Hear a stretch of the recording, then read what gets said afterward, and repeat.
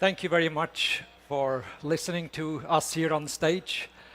I would like to kick us off with a question.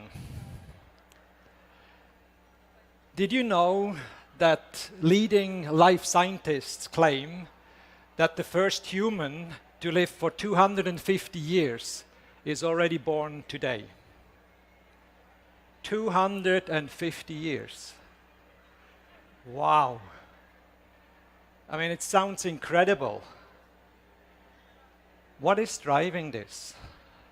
It is rapid advances in merging infotech and biotech through data-driven into the future by combining these technologies into human health and well-being.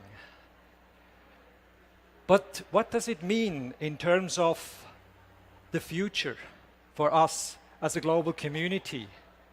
Let us quickly go to Liberia. Kumba, a girl born today. What is her life expectancy? It's around 50 years. So we are talking about potentially a 200 years difference in life expectancy depending where you are born in the very near future. This has major implications for us as a global community. It might erode all the health equity gains that we made in the last 50 years. And not by a small margin, but by a very, very wide margin. So what is actually driving all of this? It is data. If we take a historic view, the last millennials, the most important asset to create wealth in society was land. We had feudal systems and lots of people were in slavery working on these lands. Since the Industrial Revolution around 1750, machines became the primary sort of production and asset in society. But very rapidly, since 2000, it is data that actually is the most valuable and asset to create the economic productivity. Now this has significant implications, and let's just stop and reflect. Do you know that 90% of all of the world's data today was only generated the last 2 years? So this is totally transforming. Now if we look at the fourth industrial revolution within the segment of health, there is a clear sort of convergence of three technologies. On one hand, we have a rapid explosion on data from social media, wearables, clinical data. We have environmental data, genomics, even geospatial data that all gives us insights into human health and well-being. The second sort of convergence is that artificial intelligence and algorithms become increasingly sophisticated with technologies that are under AI like machine learning, natural language processing, and deep learning. And the third sort of emerging technologies is driven by supercomputing. One day we will have quantum computing, which will be 100 million times faster than the fastest computers we have today. Today in the world we have about 8 billion interconnected devices. In about 4 years from now, there will be 23 billion interconnected devices that are powered by 5G that's globally being rolled out right as I speak. But there's a big challenge, and I go back to that issue of the Liberian girl born today. Harari, in his excellent book, 21st Lessons for the 21st Century, wrote in this sort of very pointing issue around data.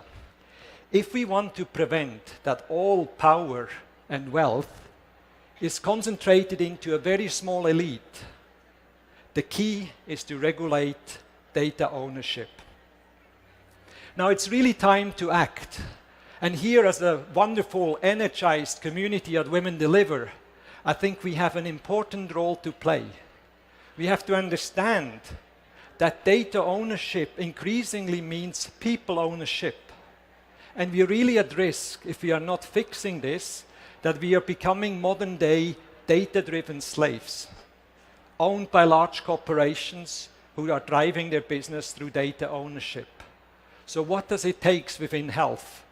We need collectively create a movement that calls for health data to become a global public good. We need to drive that the World Health Organization with the World Health Assembly is putting together very quickly a framework convention on international health data or an international health data regulation.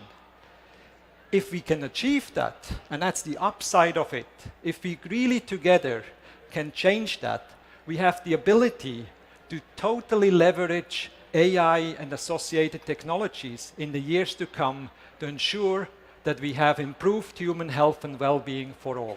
Thank you. Thank you very much.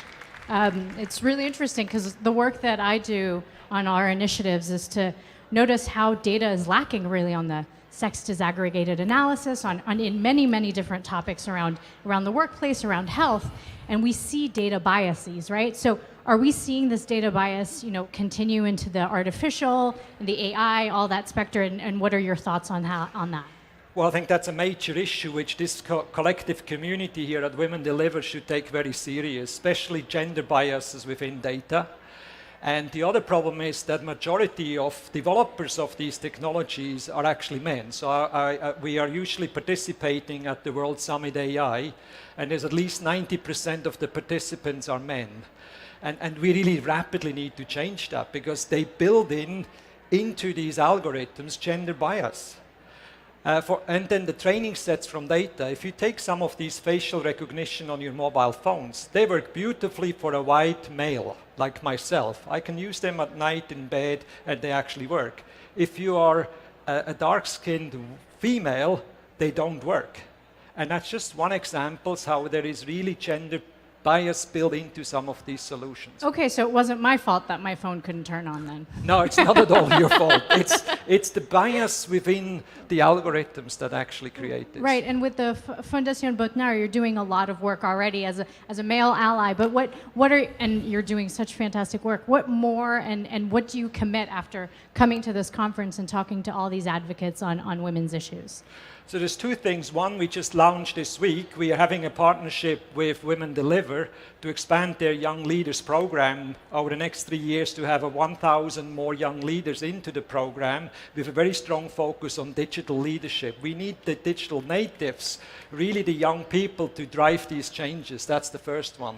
The second one, we're in discussions with the organizers of the World Summit for AI to work with partners like Women Deliver and other organizations to call a massive sort of global young women's championship for AI, specifically from low and middle income countries, which we hope to launch sometimes next year in October at the World Health Summit, at the World Summit for AI, to really make a drive to identify these young women's in talent in AI and really support them, coach them, and bring them to the front to address some of these challenges. Wonderful, and as I've held other speakers to their commitments, I will hold you to yours and check out this AI Summit next October. Absolutely, do that. Thank you so much. Thank you so much. Appreciate it. Thank you.